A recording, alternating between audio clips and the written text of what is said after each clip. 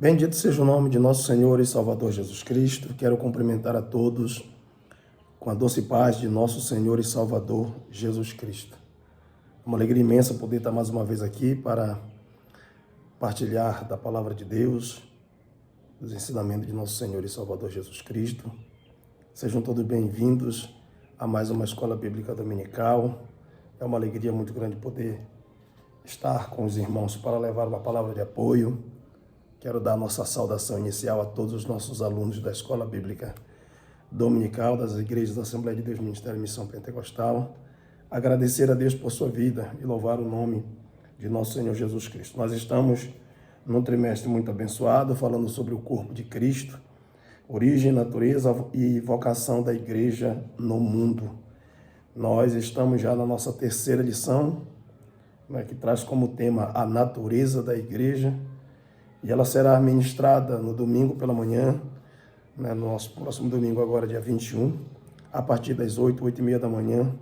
As portas estarão abertas de todas as nossas congregações e templos centrais pelo nosso estado do Amapá, aqui em Macapá, na capital, como também em todo o nosso Brasil e no mundo. Que Deus possa abençoar rica e grandemente a vida de cada aluno, de cada professor, e que o Senhor possa fazer uma grande obra nesse domingo pela manhã na vida da igreja do Senhor, que se apresentará e adorará o Senhor pela manhã em louvor e adoração. Muito bem, meus queridos, também quero mandar um abraço muito especial para as igrejas que estão aí no estado do Amazonas, muito especialmente na cidade do Rio Preto da Eva.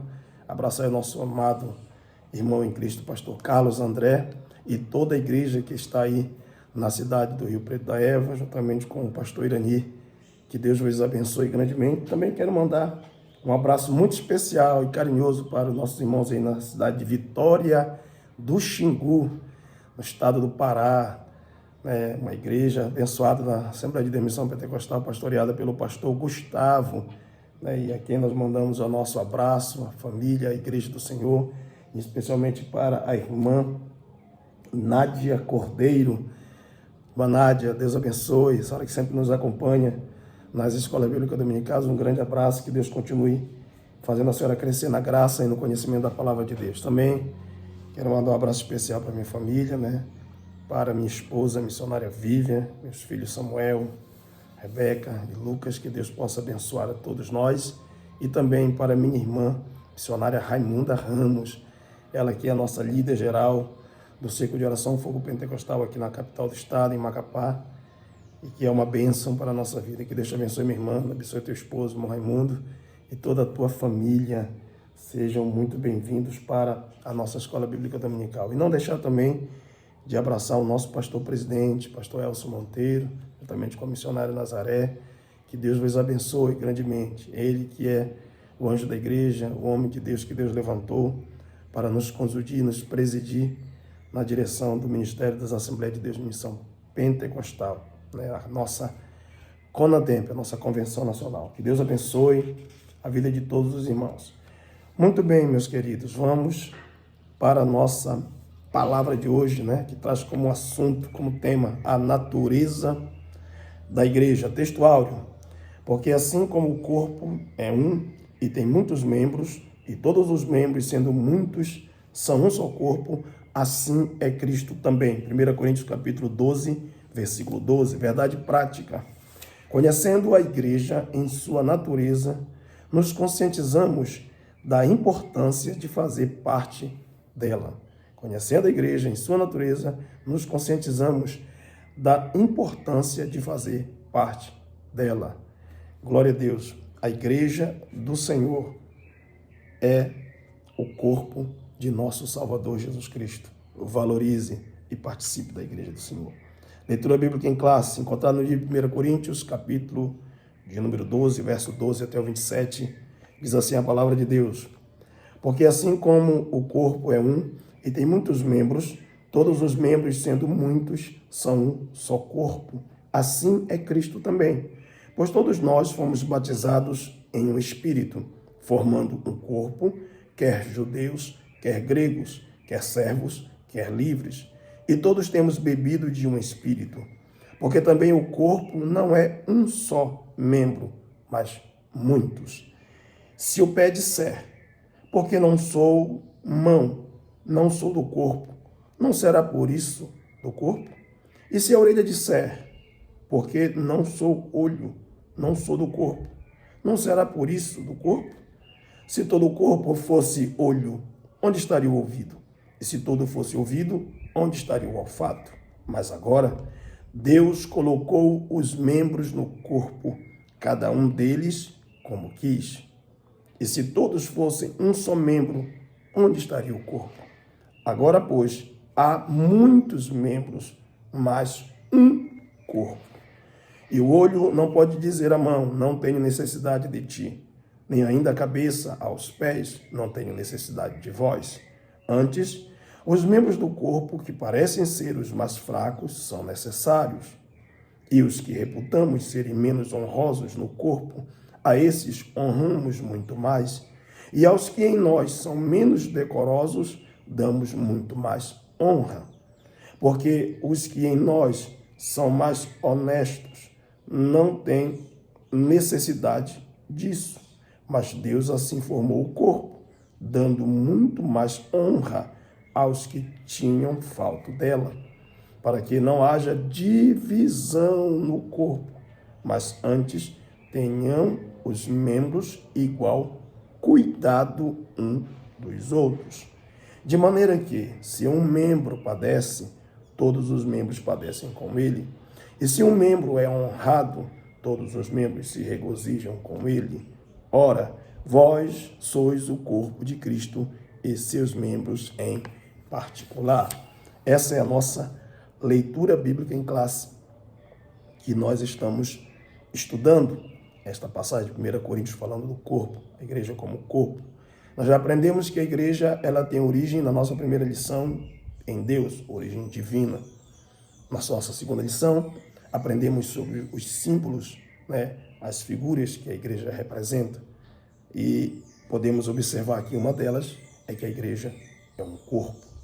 Vamos hoje afunilar sobre essa figura, mas falar dessas características que a igreja ela tem. Louvado seja o nome do Senhor. É muito importante nós entendermos que essas características, que essa natureza que a igreja ela vai evidenciar, revelam a verdadeira igreja cristã, a verdadeira igreja do Senhor Jesus Cristo. Nós iremos então decorrer na nossa lição sobre 3 pontos, que o comentarista nos trouxe. O primeiro ponto falando sobre a natureza da igreja na sua dimensão confessional. O segundo ponto falando da natureza da igreja nas suas dimensões local e universal. E por fim terminaremos com a igreja na sua dimensão comunitária. Louvado seja o nome do Senhor Jesus Cristo para sempre. A igreja, a sua natureza na dimensão confessional. Esse primeiro ponto é muito importante para que a gente extraia essas características da igreja, para perceber a igreja como a igreja verdadeiramente cristã. Ou seja, o corpo de Cristo é místico, propriamente dito, na terra. Então, a igreja nas dimensões confessionais, primeiro ponto, primeiro subtópico, fundamentada na palavra. Segundo, habilitada pelo Espírito. Terceiro, quem faz parte da igreja anda no Espírito. Então, esses 3 pontos mostram para nós uma igreja que ela confessou a Cristo, uma igreja que anda na presença de Deus, uma igreja que verdadeiramente professa a sua fé em Cristo Jesus, nosso Senhor e Salvador. Primeiro ponto, a igreja ela está fundamentada na palavra, ou seja, a igreja ela está embasada na rocha que é Cristo. Nós aprendemos isso na origem da igreja, quando Jesus falou que esta é a minha igreja. E ele disse que a fundaria na rocha. E ela era a sua igreja e que, portanto, as portas dos infernos não prevaleciam contra ela. Então, o fundamento, a base da igreja, glória a Deus, é o próprio Cristo, o verbo vivo, a palavra viva, a palavra encarnada. Então, o próprio Cristo, o próprio Jesus, é o fundamento da igreja, a própria palavra de Deus. A igreja verdadeira, ela tem que estar fundamentada nas Escrituras, na palavra do Senhor, nosso Deus. Caso contrário, glória a Deus, ela não esteja fundamentada nas Escrituras, ou, que é o que mais caracteriza as seitas, ela adiciona, além das Escrituras, outro tipo de literatura, você pode descartar, porque não é igreja, é uma heresia. Porque a igreja verdadeira é aquela que está fundamentada somente nas Escrituras. Somente nas Escrituras. Olha o que a Bíblia diz, né? Paulo escrevendo aos Coríntios, capítulo 3, versículo de número 11. E ninguém pode pôr outro fundamento, além do que já está posto. Ou qual é? Jesus Cristo. Ninguém pode mais colocar outra base de sustentação para a igreja. A igreja não pode estar fundamentada em profeta X, em profetisa X. Não, a igreja tem que estar fundamentada em Cristo, na palavra. Glória a Jesus. Quando as igrejas passam a colocar adendo, além das Escrituras, elas passam, então, a caminhar para o caminho das heresias. Louvado seja Deus. Deixam de ser a igreja verdadeira para serem sinagogas de Satanás, o que é outra coisa. Então nós podemos perceber que a igreja do Senhor, ela está fundamentada nas Escrituras, na palavra de Deus inspirada, na palavra de Deus revelada, na Bíblia Sagrada. Ela não pode ter mais adendo, ela não pode ter outras literaturas que fiquem de pé de igualdade com a Bíblia ou até se sobressaia da Bíblia. Isso é heresia. Louvado seja Deus. Então a palavra de Deus ela precisa estar. Lembrando que toda apostasia, todo desvio doutrinário, né? Tudo aquilo que foge da ortodoxia, ou seja, a heterodoxia, tudo esses desvios acontecem dentro da igreja quando esta igreja deixa de viver a palavra.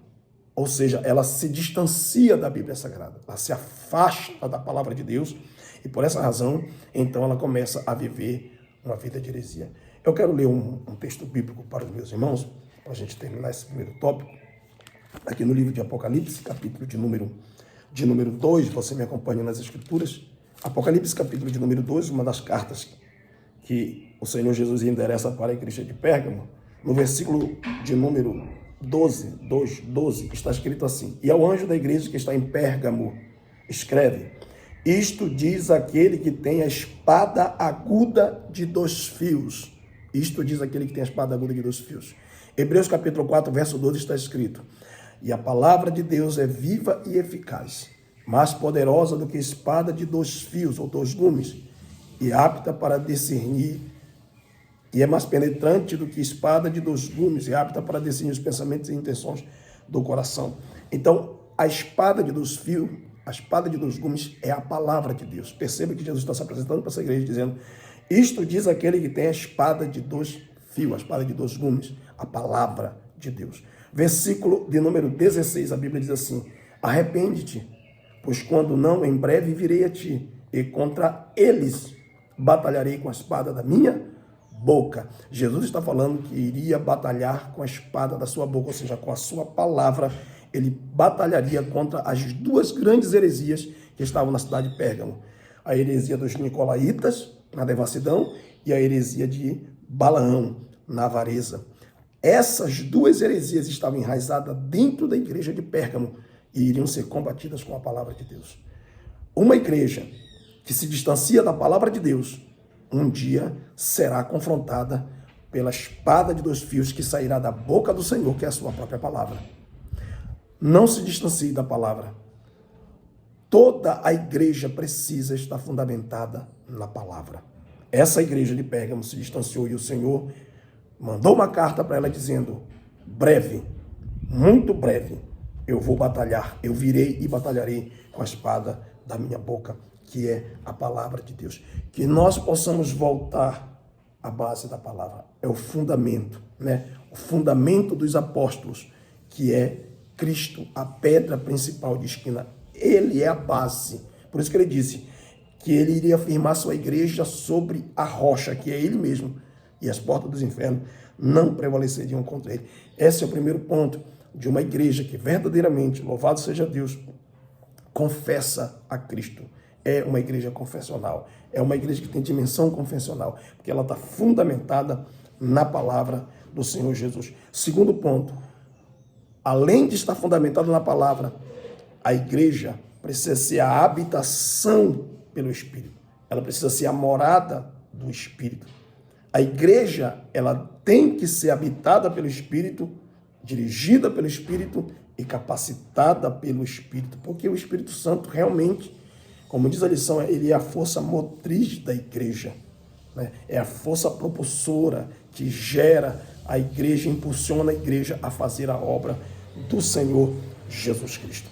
É interessante que no mesmo capítulo de 1 Coríntios, capítulo 3, que nós lemos sobre o fundamento, que a igreja tem que estar fundamentada, né, na pedra, na rocha, que é Cristo, não pode ir por outro fundamento, tem que ser através do Senhor Jesus. O mesmo capítulo, no versículo de número 16, diz assim: não sabeis vós que sois o templo de Deus e que o Espírito de Deus habita em vós? É uma pergunta que o apóstolo Paulo faz para a igreja de Corinto, que estava toda dividida, os membros todos em guerra, em pé em carnalidade, em pé de guerra, se dividindo em contenda. Ele disse: vocês não sabem que vocês são o templo de Deus, que não é para viver assim? Louvado seja o nome do Senhor. Uma igreja verdadeira, a igreja que professa que o seu Senhor é Cristo e que é a igreja de Cristo, além de estar fundamentada, que ela não pode por outro fundamento, que se só através de Jesus, não pode ter outra literatura, não pode ter uma outra autoridade acima da Bíblia, não pode, porque senão será heresia, ou não pode subtrair também da Bíblia, que também é heresia. Então, uma igreja que está fundamentada na palavra precisa entender que ela é templo do Espírito Santo, que o Espírito Santo está habitando nela, porque o Espírito Santo estará aonde a palavra de Deus estiver. O Espírito Santo operará onde houver palavra de Deus. Se não houver palavra de Deus, não tem como o Espírito Santo operar. É por isso que o Espírito Santo não tem operado e morado e residido na vida de muitas igrejas. Por quê? Porque a palavra de Deus está sendo suprimida, ou a palavra de Deus está sendo acrescentada ao que não existe. Louvado seja o Senhor Jesus.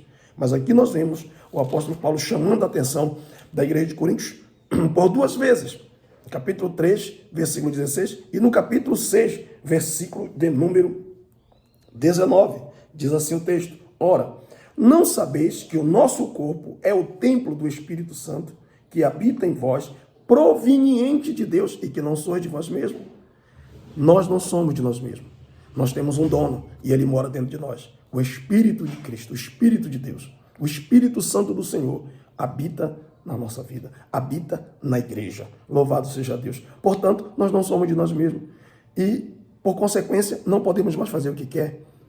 O capítulo 6, a partir do versículo 12, começa dizendo, dentro do contexto do que eu estou lendo, que todas as coisas me são lícitas, mas nem todas as coisas me convêm. Todas as coisas me são lícitas, mas eu não me deixarei dominar por nenhuma delas. Paulo está dizendo: cuidado, muito cuidado, nós somos templo do Espírito Santo e, portanto, temos e devemos que responder às ordenanças e às diretrizes do Espírito. A gente não pode agora fazer o que quer. A igreja verdadeiramente cristã, que tem como morada a pessoa do Espírito Santo, ela é conduzida pelo Espírito de Deus. Ela é a habitação do Espírito Santo e ela é conduzida pelo Espírito Santo de Deus. Ela já não faz mais o que quer, né? Muitas igrejas estão fazendo o que querem. E estão transformando os seus templos em boate, estão transformando os seus templos em restaurante, como eu falei na lição passada. Por quê? Porque já não percebem mais que o Espírito Santo está ali, né? Estão igual Sansão. O Espírito saiu que ele nem percebeu.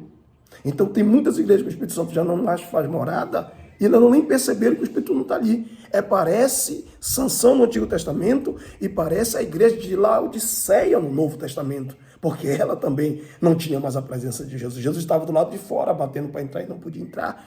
Por quê? Porque aquela igreja fazia o que queria. Fazia o que queria. Nós não somos de nós mesmos. Nós não fazemos aquilo que queremos mais. Nós agora somos morada do Espírito de Deus. Aí entra o terceiro ponto, né, desta igreja, nesta dimensão, que é quem faz parte da igreja anda no Espírito. O que é andar no Espírito? É ser dirigidos pelo Espírito, irmãos. Dirigidos, guiados pelo Espírito. A Bíblia diz em Romanos 8,14 que os que são guiados pelo Espírito, esses são filhos de Deus. Nem todos que dizem que são filhos de Deus verdadeiramente o são.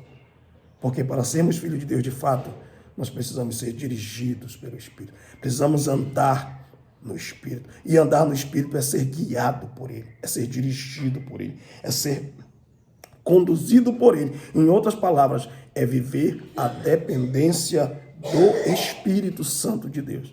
É isso que quer dizer, né? Viver no Espírito. É viver a dependência dEle. É estar sobre as suas ordens. É estar sobre o seu domínio. É estar sobre o seu controle. Tal como a igreja de Atos, capítulo 13, na cidade de Antioquia, que a Bíblia diz, no capítulo 13 de Atos, que a igreja, orando e jejuando, disse o Espírito Santo àquela igreja: apartai-me a Barnabé e a Saulo para a obra que os tenho chamado. E a igreja, no versículo 3, atendendo o chamado, a Bíblia diz que jejuando e orando e pondo sobre eles as mãos, os despediram. É muito importante a gente entender isso, que a igreja de Antioquia, ela caminhava no Espírito, andando no Espírito, sendo dirigida pelo Espírito. A igreja primitiva andava dessa forma. O Senhor era quem dava as diretrizes. O Senhor era quem comandava, e não o homem. O Senhor, o Espírito do Senhor, né, que estava ali operando. E no versículo 4 a Bíblia diz assim: e assim estes, enviados pelo Espírito Santo, desceram a Seleucia e dali navegaram para Chipre. A igreja estava sob o comando do Espírito. Essa é a característica e a natureza da verdadeira igreja, conduzida pelo Espírito. No capítulo 15, na nossa primeira AGO, né, Assembleia Geral Ordinária, ou seja, na primeira convenção da igreja, na primeira Assembleia Geral que houve entre os apóstolos, discípulos e anciãos, a gente vai perceber um versículo muito importante. No capítulo 15, versículo 28, está escrito assim: na verdade, pareceu bem ao Espírito Santo e a nós não vos impor mais encargo algum, senão estas coisas necessárias. O apóstolo Tiago, que estava respondendo pela condução da igreja de Jerusalém, no primeiro concílio, na primeira Assembleia Geral, disse assim: na verdade, pareceu bem ao Espírito Santo e a nós. Quem comandava a igreja? O Espírito Santo. Foi a ele que tomou a decisão de dizer: não façam isso, não imponham isso, não façam isso. Era o Espírito Santo que conduzia a igreja. Louvado seja o nome do Senhor. Quando o Espírito Santo está na condução da igreja, a coisa é diferente. É muito diferente, irmãos. E eu louvo a Deus, né, pela pessoa bendita e gloriosa do Espírito Santo. Foi ele que disse a Paulo: não vá para Bitínia. Foi ele que disse a Paulo: eu te impeço de ir para aí. Foi ele que disse a Paulo: passa a Macedônia e nos ajuda. O Espírito Santo conduzia, o Espírito Santo comandava, o Espírito Santo dirigia. Não deixe o comando do Espírito. Não saia do comando do Espírito. Não saia do domínio do Espírito. Ande no Espírito. Viva no Espírito. Glória a Deus. É isso que Deus deseja para a sua verdadeira igreja. Louvado seja Deus. Essa é a nossa primeira característica da igreja, né? Essa natureza em dimensão confessional. Palavra. Glória a Deus. Palavra fundamentada. A igreja tem que estar fundamentada. Bíblia. Né? Não dei um tempo minúsculo para a pregação, como muitas igrejas estão fazendo. Enchendo de muitas cantorias e dando só um pouquinho para fundamente a igreja na palavra. Glórias a Deus. O Espírito Santo tem que habitar dentro desta igreja. Nós somos templo e morada do Espírito Santo de Deus. E é Ele que nos dirige, nós dependemos dEle, e é Ele que nos capacita a fazer a obra. É Ele que nos enche dos dons do Espírito Santo. É Ele que nos reveste do seu poder para que venhamos ser testemunhas dele por toda a terra. Louvado seja Deus. Então, essa é a primeira característica. A segunda, a natureza da igreja nas suas dimensões local e universal. Essa característica da igreja, que vai falar local e visível, e universal e invisível, ela será muito explorada na lição de número 6. Na nossa lição de número 6, nós vamos falar sobre organismo, que é universal e invisível. A igreja universal e invisível é o organismo, que é o corpo místico do Senhor. E nós vamos falar também da organização, que retrata a igreja local e visível. Portanto, hoje, nós vamos passar apenas alguns pontos principais e vamos nos aprofundar na lição de número 6. O que é a igreja local? Qual é essa característica da igreja local e visível? A igreja local, irmãos, e visível, ela depende de um espaço físico, ela depende de um espaço geográfico, ela depende de atas, de estatutos cíveis, ela depende de livro de rol de membros. Essa é a igreja física, essa é a igreja local, essa é a igreja que você congrega, também chamada de denominações, né? Então, essa é a igreja organização. A igreja local e visível é chamada de organização. É a igreja que tem os seus cultos, que tem os seus métodos, que tem os seus costumes, que tem, glória a Deus, enfim, todo esse aparato aqui é a igreja. Ela dependerá disso para funcionar, né? De estatuto civil, de atas, né? Ela vai depender dessas coisas.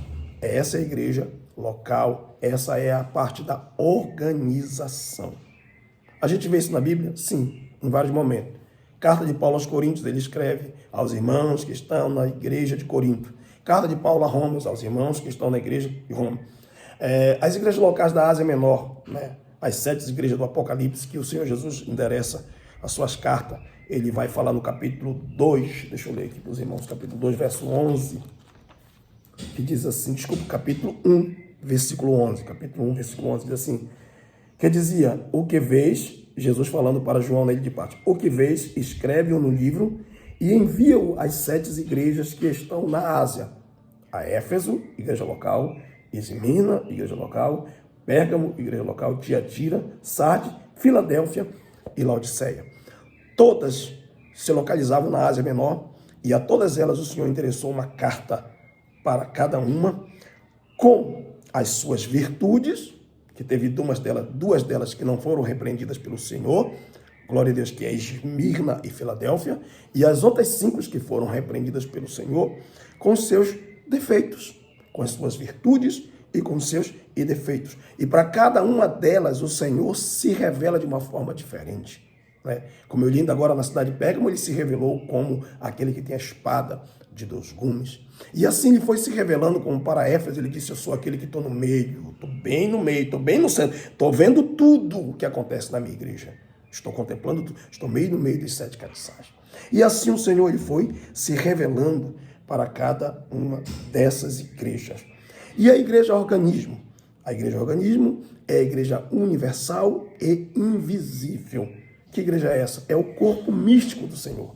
É o corpo místico do Senhor em todos os tempos, em todas as eras, aqueles que aceitaram a Cristo, aqueles que se renderam a Cristo, tanto os que estão vivos como os que já partiram para o Senhor, fazem parte dessa igreja. A igreja universal, ela é singular. Jesus disse, esta é a minha igreja. E as portas do inferno não prevalecerão contra ela, porque a igreja organismo, ela não será destruída, ela é indestrutível. Porém, a organização, que é a denominação, ela pode perecer, né? Às vezes você pensa assim, fechou a denominação tal, fechou a igreja. Não fechou a igreja, fechou a denominação falando de tal. Porque a igreja invisível, a igreja universal, louvado seja Deus, que é o corpo místico do Senhor, não é e nunca será destruída. Ela continua pujante, avançando pelos séculos e pelos milênios. Louvado seja Deus, se mantendo firme na presença de Deus. Louvado seja o nome do Senhor Jesus. Então nós vemos aqui que o organismo vem ser exatamente o corpo místico do Senhor. É ele, né, que é constituído de todos os membros, né, que participam, que são harmônicos, que vivem no mesmo pensamento, no mesmo sentido, numa só fé, que tem o mesmo propósito. Então, em todos os lugares, às vezes você vê, diz assim, tem 7 igrejas na cidade e tal. Não, lá só tem uma igreja, que é o corpo místico do Senhor. E o restante são denominações, que são as igrejas que nós chamamos de igrejas locais e visíveis. Né?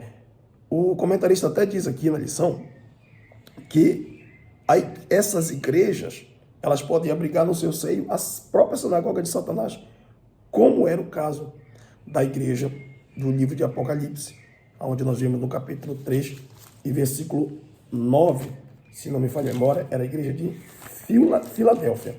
Lá existia um grupinho que o Senhor denominou ele de sinagoga de Satanás. É ela mesma. Eis que eu faria aos da sinagoga de Satanás, aos que se dizem judeus e não são, mas mentem.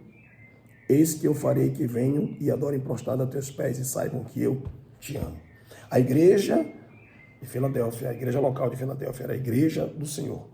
Mas dentro dela tinha um grupinho mentiroso, porque a igreja local, a local, é composta de joio e trigo, a local, porque a universal invisível só está o trigo. Só está o trigo. Louvado seja o nome do Senhor. Só está o trigo. E é importante eu frisar que o organismo remete a João capítulo de número 15, onde ele vai ilustrar o relacionamento dele com a igreja, com o relacionamento que há entre a árvore e os seus ramos. É importante a gente frisar isso aqui. A Igreja Universal é aquela que está enxertada no Senhor, como estava a igreja de Filadélfia. Mas tinha uns ramos lá que eram sinagogas do diabo, que eram mentirosos, que estavam produzindo as obras da carne. Mas a igreja do Senhor verdadeira, universal, visível, ela está dando frutos para a glória do nome do Senhor. E é importante nós frisarmos isso aqui. Essa igreja amada, essa igreja universal, no singular e não no plural, essa igreja, ela está recebendo os nutrientes do Senhor para produzir fruto, o grande e excelente fruto do amor. Ela está recebendo toda essa nutrição. E ela está se desenvolvendo, e ela está crescendo, e ela está ramificando, e ela está produzindo dia por dia, mais ainda. E o Senhor, Ele vai trabalhando com a espada da sua palavra, podando, limpando, tirando aquelas impurezas, né, que existem nas árvores, que são os parasitas. Ele vai tirando. Para quê? Para que a igreja produza muito mais. A igreja universal, ela está produzindo, está crescendo, está se desenvolvendo e está frutificando a cada dia. E ela jamais será destruída e as portas dos infernos jamais prevalecerão contra ela.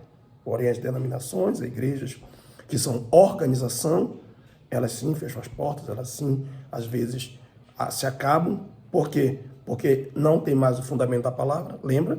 Não tem mais a habitação do Espírito e não são mais dependentes nem capacitadas pelo Espírito Santo, né?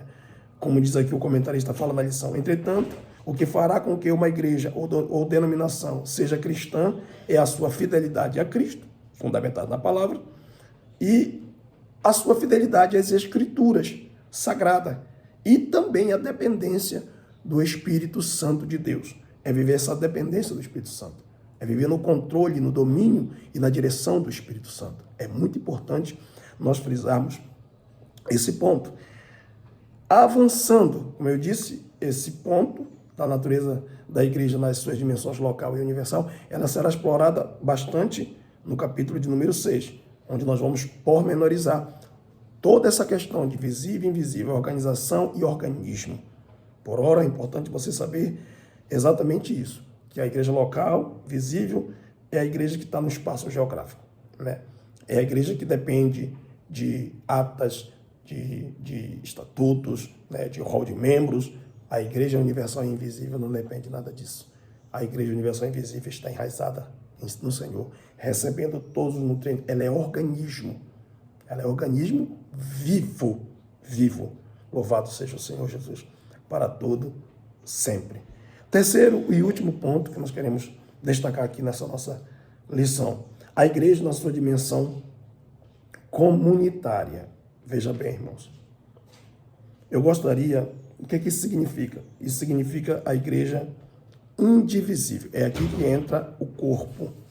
Né? É aqui que entra o corpo, como está escrito aqui.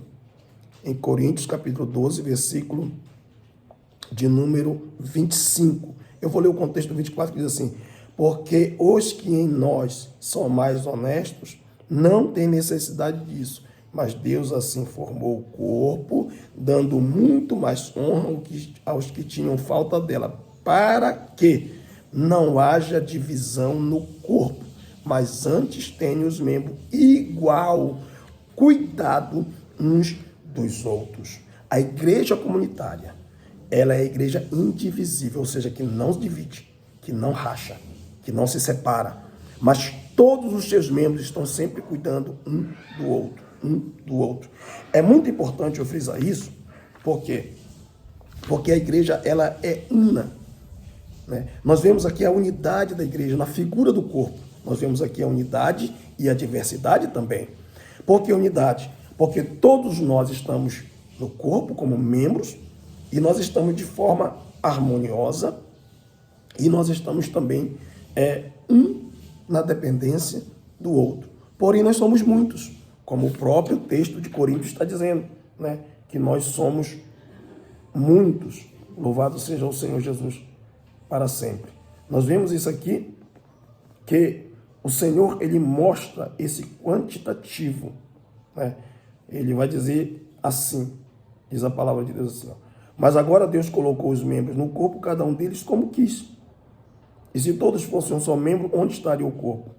Mas agora, pois, há muitos membros, mas um corpo, que é a igreja. Então, existe muitos membros, há uma diversidade de muitos membros, né? Cada um com a sua cor, cada um com a sua cultura, cada um né, com a sua língua, mas fazemos parte de uma só igreja. A igreja que é noiva, que nós aprendemos na lição passada, que é esposa, a igreja que vai morar no céu.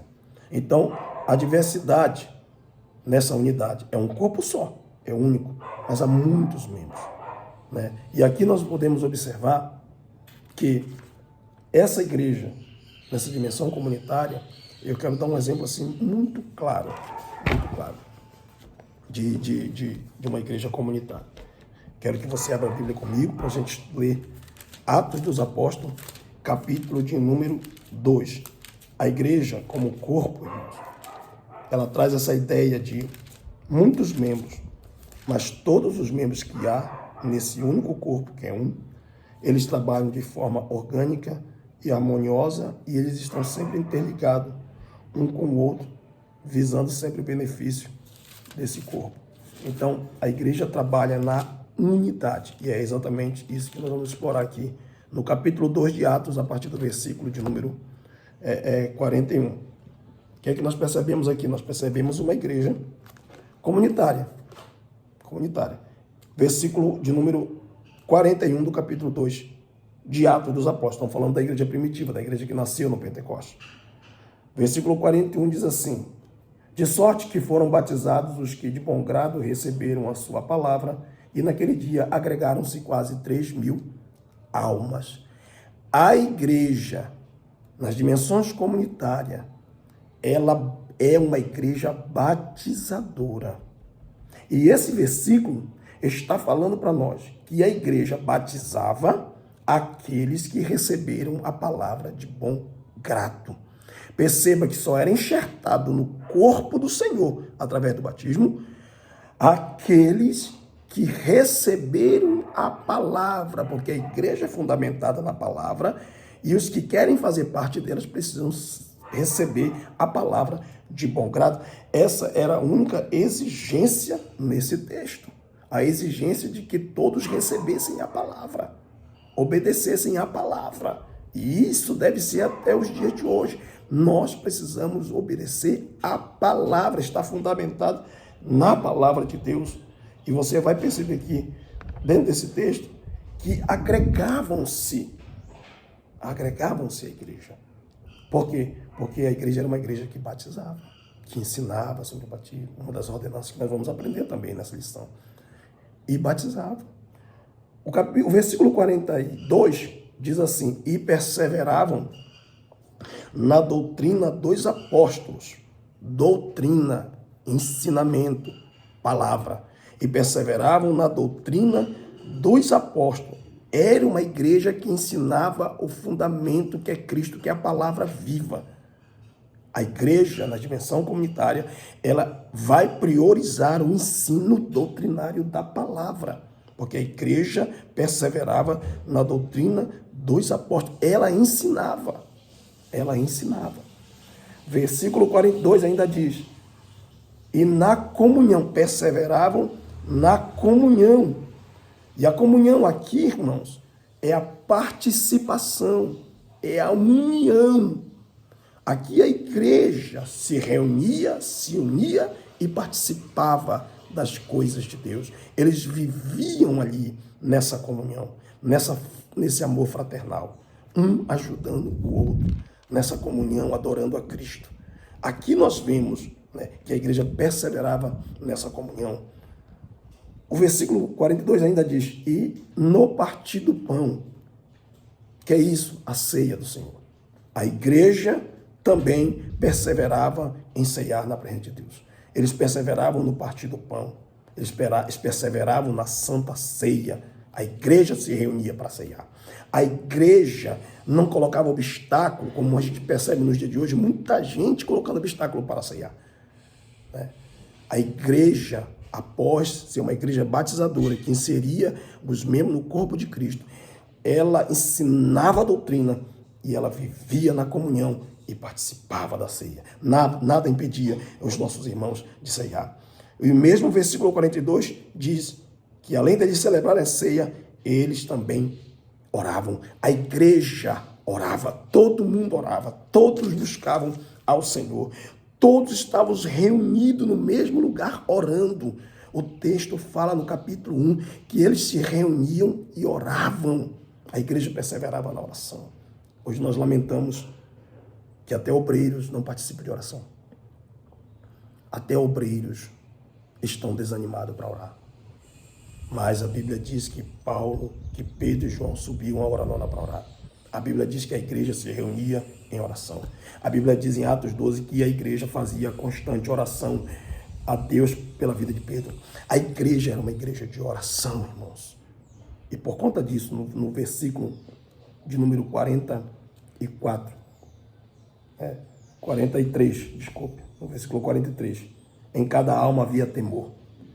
No versículo 43, como a igreja perseverava na doutrina dos apóstolos, no ensinamento, perseverava na comunhão, perseverava no partir do pão, que é a ceia, eles perseveravam na oração, a oração produzia no coração deles temor. É muito importante a gente entender isso. A igreja estava cheia do temor de Deus. A igreja era uma igreja reverente, a igreja era uma igreja temente. E o que isso significa? Que os irmãos daquela igreja faziam de tudo para não entristecer o seu líder, o seu comandante, o seu Senhor, que era o Espírito de Jesus Cristo, o Espírito Santo. A igreja lutava, os irmãos se esforçavam para nunca entristecer o Espírito Santo de Deus. A oração os levava a temer a Deus cada vez mais. A oração, o ensinamento da palavra, a comunhão, a ceia, o partir do pão, levava eles a viverem temor diante de Deus, reverência, não entristecer o Espírito Santo. Eles lutavam para não entristecer o Espírito Santo de Deus. E por essa razão, muitas maravilhas eram operadas pelos apóstolos. E nós vemos uma igreja que é temente a Deus, cheia do poder do Senhor. Uma igreja que ora, uma igreja que está na constante ensinamento da palavra, uma igreja que verdadeiramente teme ao Senhor, ela vai desenvolver o poder do nosso Cristo. Porque se você não entristecer o Espírito Santo, ele vai derramar poder na igreja. Ele é a força motriz da igreja. Ele é o dínamos da igreja. Aleluia.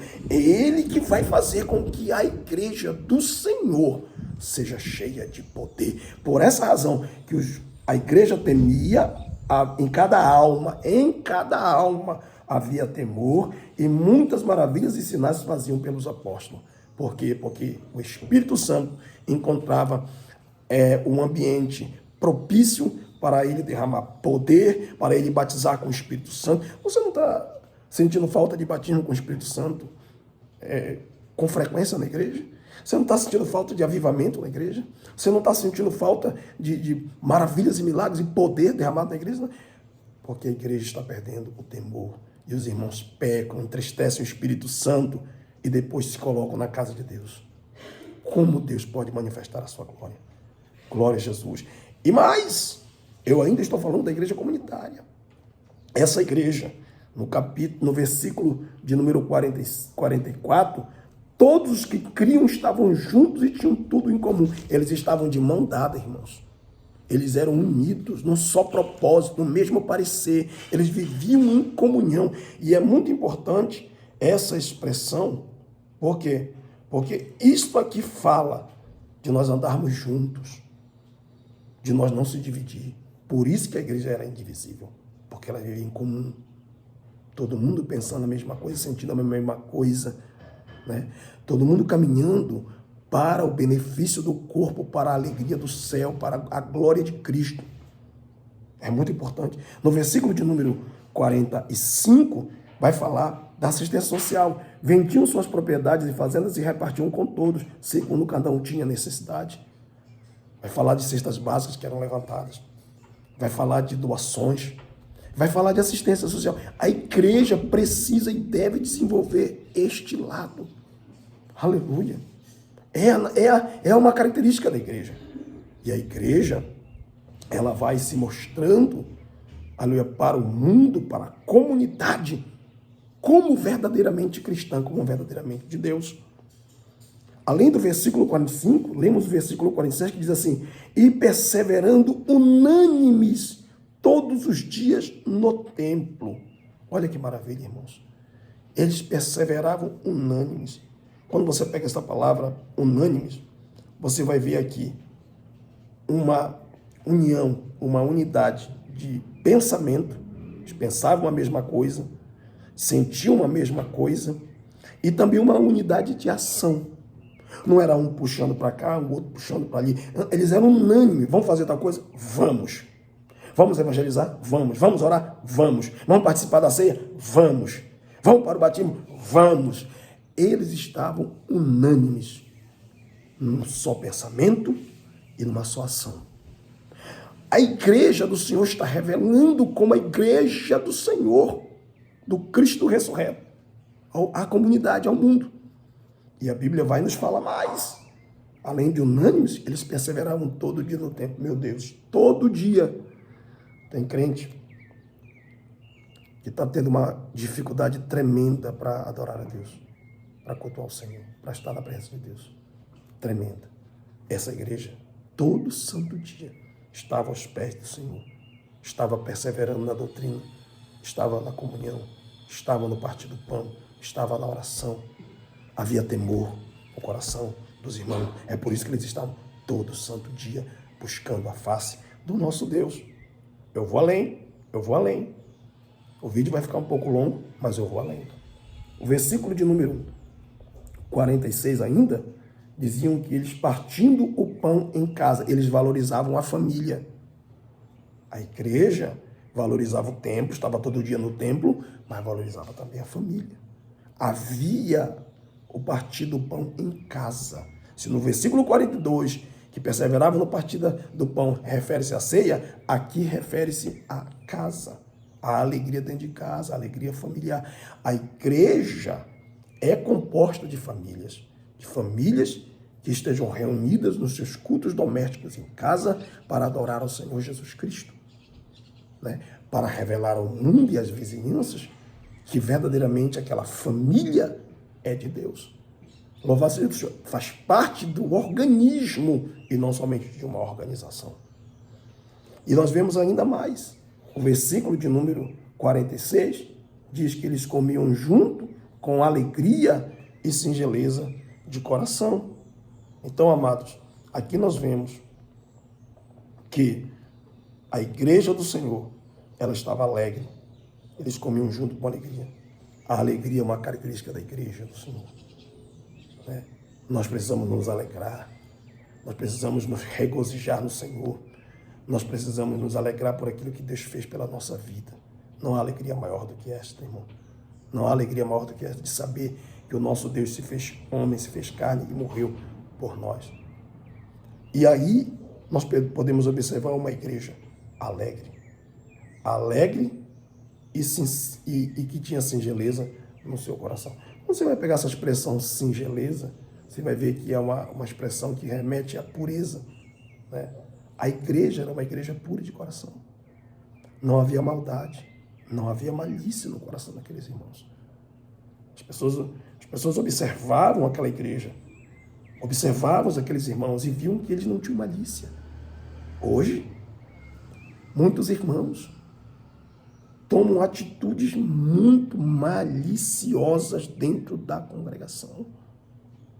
Dentro da congregação. Desde o aperto de mão a um olhar. Está cheio de malícia. Mas a igreja do Senhor, a igreja verdadeira, que vai morar no céu, que faz parte do organismo vivo, que é o corpo místico do Senhor, ela tem singeleza de coração. Né? Não há dolo, não há maldade, não há malícia, mas a sinceridade, a verdade, a pureza, a honestidade. Hoje, o que a gente vê, a gente percebe a falsidade, o engano, a mentira, a duplicidade, a hipocrisia está gritante na vida de muitos que se dizem igreja do Senhor. Eu repito o que eu falei na lição passada, não são igreja do Senhor, eles fazem parte de uma organização, mas não fazem parte do organismo. São joios, não são trigos. Bendito e louvado seja o nome do Senhor para sempre. E para mim concluir, o versículo de número 47 diz assim: louvando a Deus e caindo na graça de todo o povo. Louvando a Deus. Eu não estou falando desses louvores humanistas, secularizados, egoístas, que são egocêntricos. Não estou falando desse sabor de mel da vida, nem desses louvores que você é precioso mais do que ouro de ofício. Eu não estou falando disso. Eu estou falando de louvores. E a igreja da atualidade está substituindo os louvores por essas cantorias. Eles estão subtraindo os verdadeiros louvores. Isso não é louvor, irmão. Louvor verdadeiro é do tipo desse aqui que eu vou tentar cantar para você aqui agora. Irmãos amados e resgatados, segui avantes e triunfantes, combateremos e venceremos no nome santo de Jesus. Aí o coro diz assim: no nome santo, alegre canto, eu fui lavado, santificado, vivi perdido, mas sou remido no nome santo de Jesus. Isso é louvor que fazia com que essa igreja caía na graça de todo o povo. Não é louvor humanizado, secularizado, egocêntrico. É louvor que exalta o sacrifício de Jesus, o resgate do seu sangue, a sua remissão pela nossa vida, o seu sacrifício. Isso é louvor. E esses louvores estão sendo arrancados de dentro das igrejas. Não querem mais cantar esse louvor. É por isso que estão afastando cada vez mais do Espírito Santo, se distanciando cada vez mais da palavra e se tornando sinagoga de Satanás e não igreja do Deus vivo. Por quê? Porque a igreja de Atos 2 louvava a Deus e não ao homem, não louvava a si mesmo, louvava a Deus e caía na graça de todo o povo.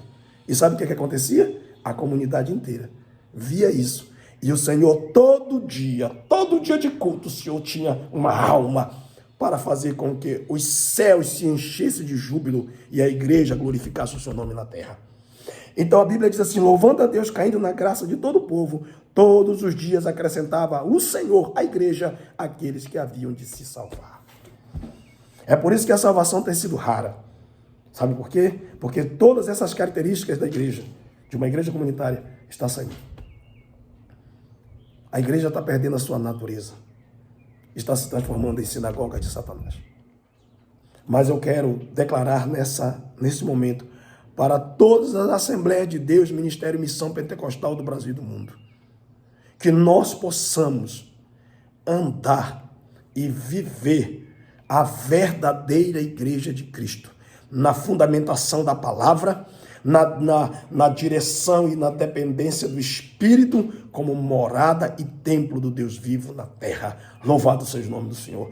Que o Espírito de Deus fale muito mais forte ao teu coração. Nós concluímos, ficou um pouco longo o vídeo hoje, mas eu precisava mostrar para os irmãos essas características dentro da igreja primitiva, né? E que hoje estão sendo raros de acontecer porque estamos abandonando, estamos nos distanciando, mas se a igreja voltar, louvado seja Deus, a viver, a depender do Espírito. Nós somos muito, mas somos um só corpo. Que nós possamos viver essa unidade, essa harmonia, que nós possamos ter o mesmo sentimento, sentir uma mesma coisa, que não haja em nós murmuração, que não haja em nós contenda, que não haja em nós divisão, mas que haja em nós uma unidade do seu Espírito, uma unidade do corpo, que nós possamos trabalhar para que o nome de Deus seja engrandecido e glorificado nas nossas vidas. Que Deus abençoe os meus irmãos. Até a nossa próxima lição, se assim o Senhor nos permitir.